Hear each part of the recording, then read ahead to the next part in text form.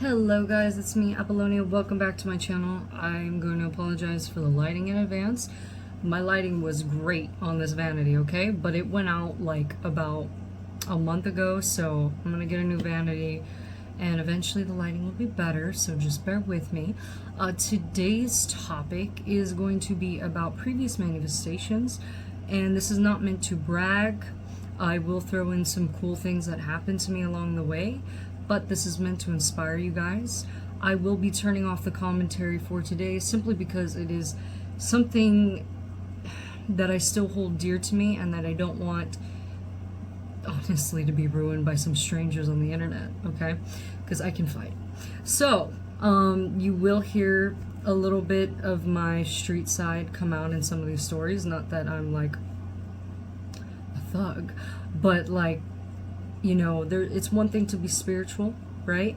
But to also be spiritual, you need to contribute to your own overall well-being and the well-being of others.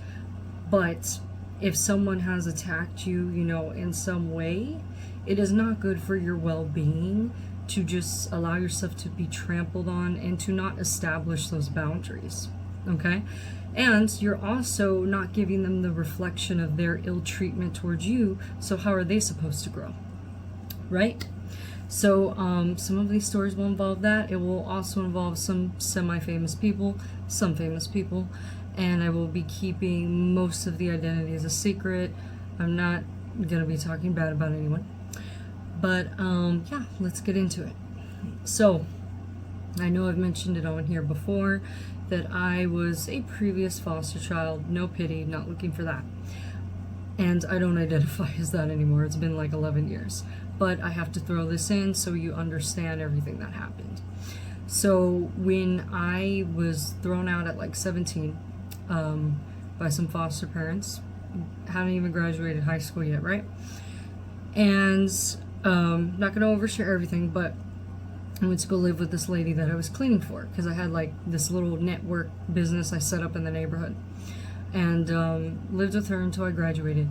So anyways, turn of events, I'm going to this organization for former foster youth, right?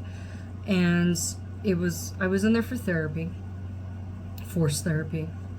And so being in there, they had this event where they took a group of kids between the ages of like 8 to like 17. I was 16, 17? No, 17. And then my birthday's in August. So I was 17 and they took all of us, we made like a story of our lives, right? And how this foster organization had helped us. Like the kind of services they offered us, how we grew from them, and then also our childhood lives that we wanted to, how much we felt comfortable including. So I guess because I was almost 18 and they liked my story and then they heard that I could sing, they thought, okay, let's throw her in at one of these events. So like I'm about to go off to Cal State Fullerton to become a theater major. And then, so that's in the cards. About to graduate high school at this time.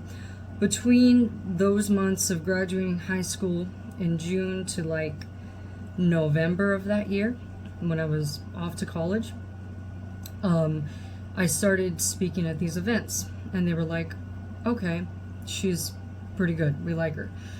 And then it became, I became like a national spokesperson for this foster organization. Again, not gonna say the name.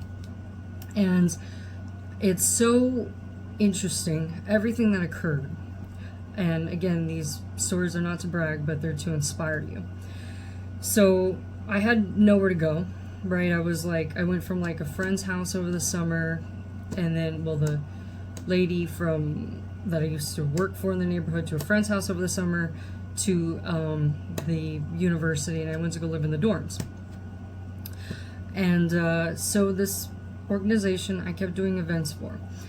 And I just was like, I would love to manifest a few different things. One, I would love to manifest a full ride scholarship. Let's see if that's possible. Two, I would like to manifest actor mentorship because I thought I wanted to do acting at the time, or at least I thought that was like my weakest point. So I was like, let me get better at that.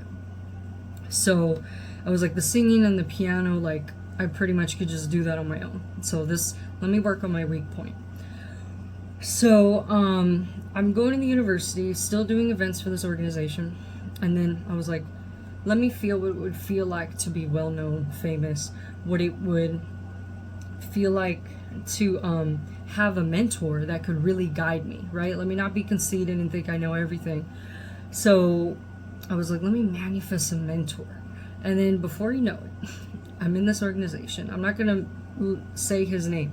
I'm going to include, let me move more on this side so I can include the pictures.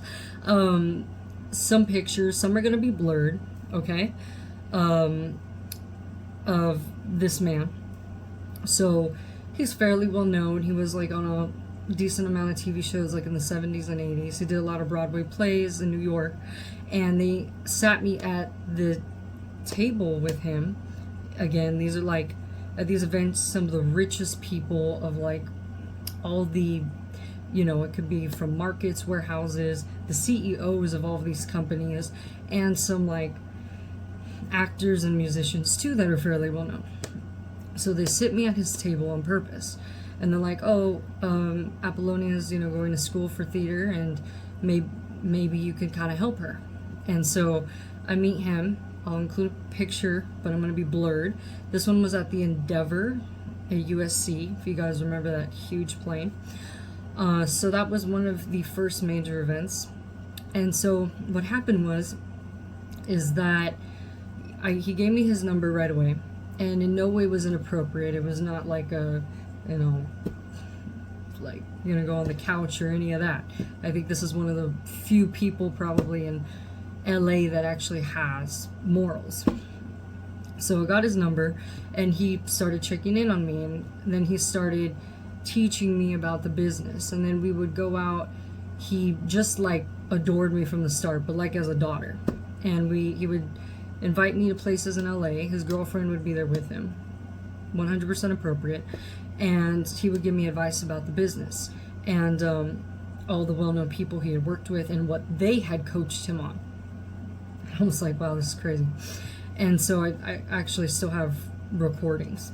I still keep in touch, but from a distance now. So I was like, okay, I'm getting the mentorship, right? I manifested that. And then I keep going to these events. It gets a little crazier. I went from like, so that was the Endeavor USC. Then there was a few at the Biltmore Hotel, which is where like the original Academy Awards were way back in the early 1900s. That's also where the famous, say this before I say it, Black Dahlia murder, kidnapping occurred. If you guys know about that in LA, you can research it. So performed there a few times, and then like I'd say like a good 2 or 3 times he was there. We got to know each other more and more every time, and he was calling to check in on me like once or twice a week with my progress at the university, and teaching me more about acting. Then I did another event I did was a House of Blues, which we know that's hard to get into. This is when it was still in Disneyland, downtown Disney. And I remember I was in class and I was like, that would be so nice to manifest. I was like, what if like one day like that happened? And then I kind of thought about it, visualized it for a bit. I kid you not, I'm in history class, and then I get a phone call. I go outside because I see it's the number of the organization. And then they're like, oh, we just want to let you know, like, we have this fairly well-known country singer performing, and maybe you guys can do a duet. You've been doing really good at the events. And I was like, hell yeah. So I'll try and insert some pictures. Again, I'm going to keep his identity a secret. If you are on my other social media and you see some pictures, you'll be able to put the 2 and 2 together, but I'm going to trust you. So got that marked off the list. Then I was getting a little bit of some musician mentorship too. I was like, okay, that's crazy. But I was still close. I'm still, at this time, I was still closer to the actor. So, like, I'm do the events for about another 2 or 3 years. Oh, and in the meantime, I also wanted to manifest that scholarship too, right? Let me throw that in. So, I, because I was a previous foster kid, after I auditioned for the, theater, I had to do like, I think it was, one comedy and then one tragic monologue. I got in, and then I lived on the theater floor. That was a big mistake. Okay, that was loud as fuck. And then so I went to a interview. It was for a previous foster kids. I was ward of court too at just the right age, but it was hard. There were like, I don't know, I'd say like a good 500 people trying for 40 spots. Okay, again, I visualized it, I believed it, I surrendered, and then I let go. Same thing I did with the mentorship, everything else. Then go in for the interview. I was the first person they saw that day. Also, I think that's a good thing. If you're like one of the first people to see in like interviews or auditions, you're like, or the last one, I think that's like the best spot to be. If you're in the middle, you kind of get forgotten unless you're like goddamn charming. So anyways, I went in for that interview for the scholarship, and then a few days later, I kept visualizing it. I was like, I'm gonna feel abundant, I'm gonna feel like I got this covered, and I don't have parents to help me, okay? And so I'm just winging it. And so I keep visualizing it. I'll insert some things from The Secret, even though it's really well known. I'm gonna also insert some clips from The Secret sequels that no one really pays attention to. And then I'll give some manifesting advice in the end. So 3 days go by after the interview, and then they inform me I got it. I got a full ride scholarship. Then, again, still doing these events, right, for like 2-3 years at the university. So there was some issue that happened at one of the foster houses I went to go live at, right? And then we were kind of just thrown out right away. And again, I don't have a family to go to. So I'm like, I'm just going to use my manifesting abilities.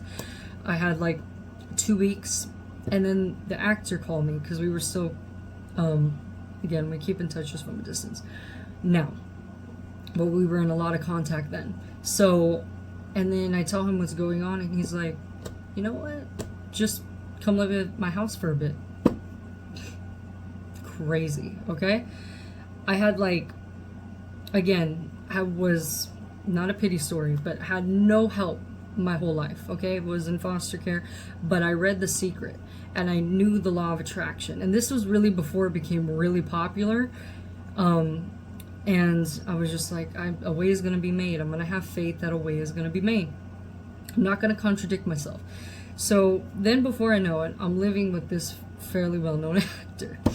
And I'm sleeping in his daughter's old room, okay? His daughters are very successful. One's like a writer from Boston University, and the other one is a well-known surgeon from Harvard. She's like the best surgeon you can get on the East Coast. So like I lived there for a few months. And then even when I went and I found a place, he still wanted to help me. Again, never asked for anything in return. Nothing sexual, none of that. I think if anything, he's just always hoped, like, if she becomes well known, please mention my name that I've helped you, because he's always believed in me. So he even gave me some money, even though I told him I'd be fine because I had found a job and somewhere else to live by that point, to go back to Orange County from LA. So that was like 7-8 years ago. Yeah, 7-8. It's been a while. So that had also manifested. But can you, like, from 18 to like 20, again, a foster kid, I want to inspire you, because this is normally foster kids wind up homeless, on drugs, on addictions. I was like, I'm not letting that happen to me. Even when life gets hard, I'm not going to turn to that. But I was like, I'm going to choose to have faith. And when I was waking up in that house, I was thinking, damn, like, how in 2 years of suffering and going through the system and going through 16, 17 homes, just when I was 16, 17, in 2 years, my life has changed so much just by changing my energy and my vibration. And I'm living with a fairly well-known actor, from his glory days. And, like, I'm getting help from him. There were also other rich families. Yeah, part of it was a tax write-off, okay? Don't get me wrong. But they were also genuine and really wanted to help me. Gift cards, you name it. Even more people that were helping with like my first few months of rent when I first began. Just, but they were getting to know me, at these events. So, and I had even told them, with the rent, I was like, you don't have to. And they're like, no, we want to. So, a little bit transactional there. It was like tax write-off for them, but they genuinely also helped me. And again, I had no one to turn to. Other crazy things that like had happened. I was struggling at the very beginning to get a job when I was, because obviously like today it's like, for the most part, they want you to have experience before you actually have experience, right? So like I was struggling, and I was like, I'm just gonna keep believing I have this job, that I have some kind of beginner job.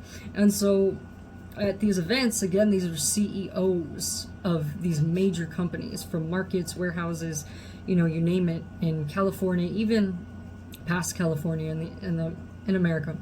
So, I need water. So one of the CEOs, they set me up again. They were like, oh, this is Appolonia. Again, at these, Richie events, good food, white tablecloth. And they're like, this is Appolonia. She's looking for a job, and you're the CEO of blah, blah, blah. Maybe you could help her. And then before I knew it, within the week, he called like his manager at one of the locations near my university and was like, give her a job. Again, not bragging. I'm going to tell you all of my suggestions and stuff to help you guys manifest, okay? So then there was one more event. Now this is like, you're not going to have everybody love you, and especially as a performer. So there was one event at the Newport Balboa Pavilion. The sound check guy was bragging. He was like, oh, I've worked with Lady Gaga, I've worked with, blah, blah, blah, and J-Lo, and yeah, a lot of different, Shakira. And he was like, I do the sound checks for them. I was like, okay. And then I did the sound check, right? I think that most of these performances were anywhere from 2,000 to 5,000 people. And did the sound check. I started with my speech, and then after my speech, I went into the singing. So he randomly wanted to comment that he thought I wasn't talented. Okay, I did not ask him. Now, this is pretty rare for me. Again, the actors thought I was that I'm talented, and like, I've had, I'll get to that later. But this is like the only issue I majorly had. And I was like, okay, like, I'm not asking you for your opinion, but you just want to tell me that you don't think I'm talented, fine. So I go up and I do my performance.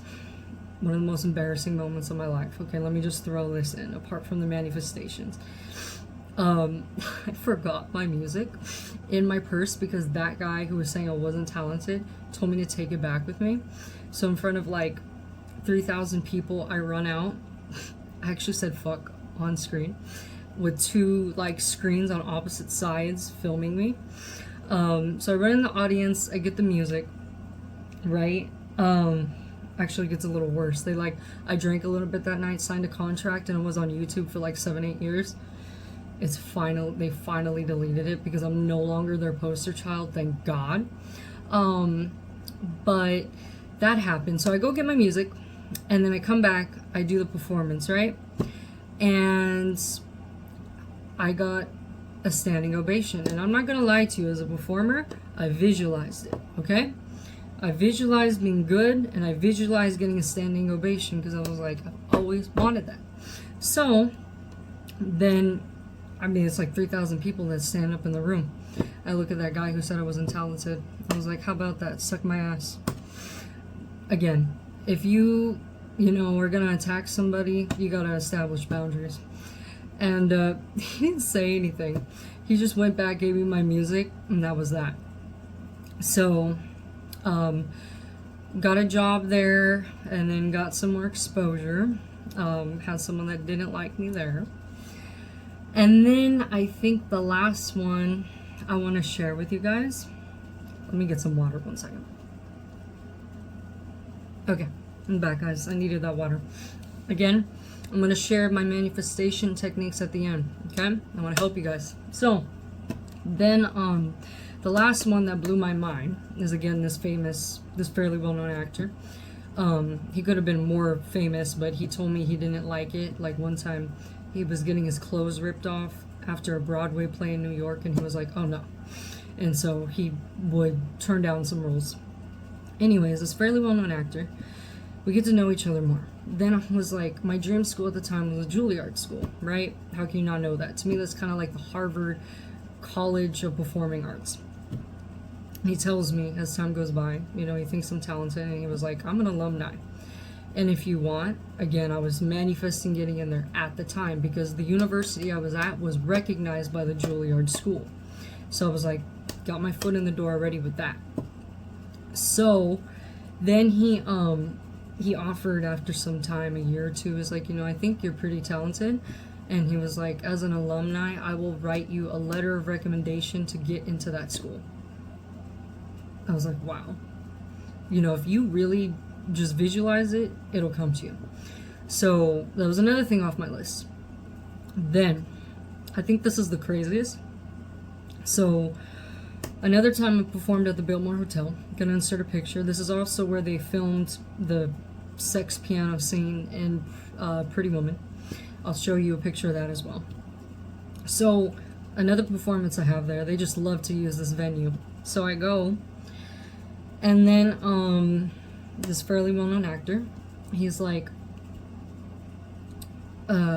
he has a friend he's invited, and he would do this, like, he would invite other actors that you would see on, like, ABC that were popular. If I mentioned their names, you guys would know, but again, I want to keep some identities concealed, so I'm going to, through the pictures, I'm going to establish some credibility with you guys with what I can.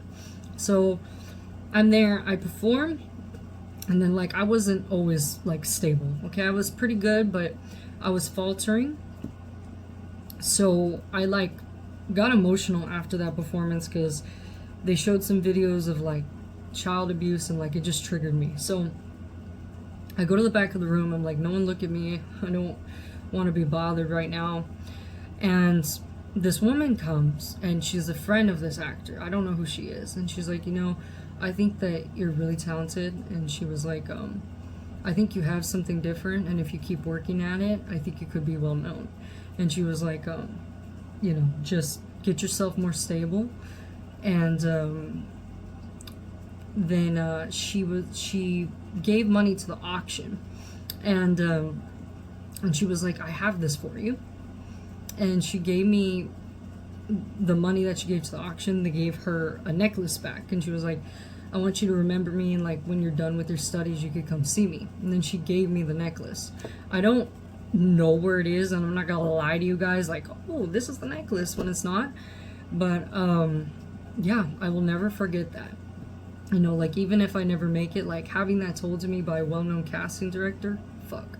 Oh yeah, so that's what she was. So she had just told me, she was like, again, I'm gonna conceal identities here, but she was like, I just finished with Adele, and I just filmed a movie, Skyfall, like, a few months ago.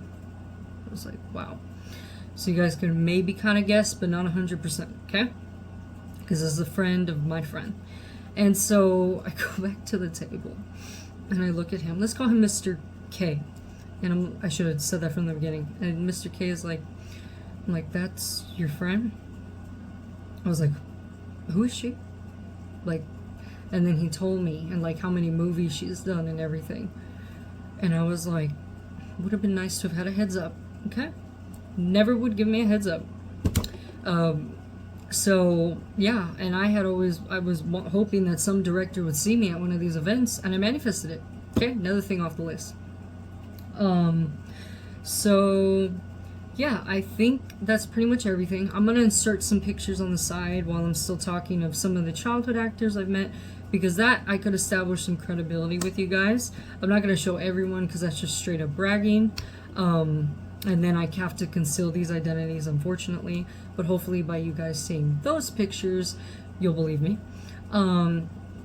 So tips that I want to give for manifesting. I'll pause this one more time. My throat, I'm sorry. Okay, I'm back, guys. So Oh, I'm talking too much. So some tips I want to give on manifesting. I'll insert some things down below if I forget to include them here. I'm going to include some pictures. But here's the thing. I'm not going to say I'm someone special. I'm energy in a body just like you, okay? We're all vibrating constantly. And why does someone who, like Oprah, right? Why does she attract so much abundance and fame as she has compared to like someone who's homeless on the street? What is that difference there? Because she started off pretty poor herself, right? It has to do with your beliefs, obviously, but the energy at which you're vibrating at, okay? And you can't, there's this quote, I'm going to insert it, okay, about gripping sand. When you grip something too tight, like sand, like a desire, it'll fall right out of your hands, okay? You can't want something so much. There has to be this balance, all right? A surrender and a release. So what I would really recommend is you do self-love, okay? Either you do it in the morning or at night, okay? Start your ritual at one of those times, because you need to get into your subconscious mind to change your beliefs, to change the energy, okay? That's where like 93% of all this energy, all this manifestation is operating from, where the universe is photocopying you from here, okay? So in the morning or at night, when you meditate to get into that space, right, you'll know that you have no resistance when your body starts moving. I know that's going to sound weird. You may even get some intuitive thoughts of what to do next, all right? So I would begin with 10 minutes of meditation. When your body starts rocking, write down any thoughts or intuitive action you get. Then once you're in the subconscious, your sign is your body's rocking. Then from there, you do self-love. You can either do adult self-love, where you're like, you know, there's tons of them on YouTube, or you could do the child self-love, the inner child, okay? Then after that, rate yourself from your believability and love for yourself from 1 to 10. You should be at least a 7 or higher so you can manifest. All right, so then after you do that, then visualize what you want. Now, if there's too many things that you desire in your life, you want to create a general vibration of feeling. So with all these things that you want, whether it's a slimmer body, whether it's a lover, whether it's being well-known, famous, whether it's a new career, the general feeling is that you think you're going to feel better in the having of it, right? So you need to feel that overall vibration now. You need to feel in that meditation, my life is amazing. You know, I'm getting everything I want. It's showing up at the right and perfect time. You know, my life is a blessing. You need to really, really feel it and believe it, okay? Then I would do a surrender and let go meditation, all right? Because you can't control when or how, but that's not your job. You know, in The Secret, it says that too. It is not our job to figure out the how. And then you're also contradicting your vibration, because then you're not actually believing it, okay? Another thing I want to say lastly with this is only take inspired action, okay? Inspired action is going to feel like, man, I can't not do that, all right? It's not going to feel like, man, I really don't want to do that, but like I have to do that. No, then don't do it. Because Abraham Hicks has a quote. It says, if you are aligned, if you're out of alignment, you're going to have to take 2,000 steps compared to when you are in alignment with that one step, okay? Or we're not overworking here, okay? Especially with energy. And then, so I'd say that's my little manifestation routine. That's what I suggest to you guys. I will suggest more going forward. And lastly, if you guys are wondering, oh, why is she not well known? Again, I'm still in contact with a person, keep him from a distance, because it kind of coaches me too much, honestly. But I've gone on a more spiritual journey to realizing that although I love performing, although I'm really a singer, I'm not an actor, I'm not gonna lie to myself, I love piano and I love singing, that having the performance and having people adore me or whatever, that is something I can give to myself, okay? And yes, as a performer, as a child, you know, if you love performing, like, you still want that feeling, but you need to be stable to give that to yourself, okay? A lot of times I think this comes from some childhood trauma of like abandonment or neglect, where you need that validation and love from people. And I realized even though all this was happening to me, I still wasn't happy, okay? And I realized I needed to go on a journey of, you know, self-discovery and spiritual fulfillment, that no lover, that no, you know, career in the stars was going to make me happy like that, okay? So I can also suggest some inner child meditations, you know, so you can fill your own cup, as cliche as that sounds, cliche as fuck. But yeah, anyways, I hope you guys enjoyed this video. I hope you feel inspired. Again, it's not to brag, some cool stuff happened to me, I ain't gonna lie. But yeah, if you really feel like commenting, I can't promise you I'm gonna open it, because if it's negative energy, I feel when I look at the screen, I ain't opening it, right? But if it's positive energy and you DM me, I'll open it, okay? Alrighty guys, until next time, thank you so much for watching. Bye.